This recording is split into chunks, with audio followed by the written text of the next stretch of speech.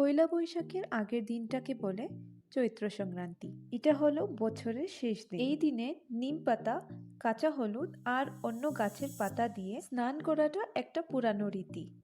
তো সকালবেলা ফ্রেশ হয়ে জল খেয়ে তারপরে এখানে আসলাম দেখতে যে মা কি করছে। এখানে এসে দেখলাম মা নিম পাতাগুলো ছাড়িয়ে রাখছে। নিম পাতা, কাঁচা হলুদ আর অন্য পাতাগুলিকে একটা পেস্ট তৈরি করবে। তো দেখুন এই সবগুলিকে এখন পেস্ট করা হয়ে যাবে। করার পরে আমি দেখাচ্ছি।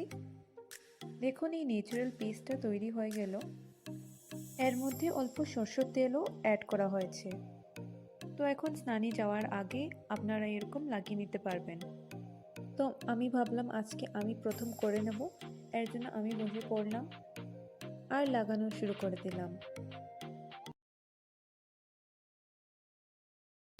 স্নান শেষ, নিম আর কাঁচা হলুদ দিয়ে নতুন বছরের আগে পরিষ্কার হয়ে নিলাম। আগের বছরকে বিদায় জানিয়ে আর নিজেকে তৈরি করি নতুন শুরুর জন্য। পয়লা বৈশাখ মানে হলো নতুন বছর, নতুন আশা আর নতুন নতুন স্বপ্ন।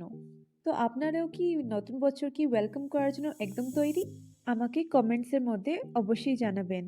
চলো এখন ঘরে গিয়ে দেখি কি হচ্ছে। ও ওয়াও, এ কি, এখানে তো আরো স্পেশাল অ্যারেঞ্জমেন্ট হচ্ছে। হ্যাঁ ঠিক তাই, এখানে তৈরি হচ্ছে দুধ কলা, চিরা আর দইয়ের মাখা, আর হচ্ছে পাটিসাপটা যেটা মা বানিয়েছে। তো এখানে হয়ে যাচ্ছে আমাদের সকালের খাওয়া।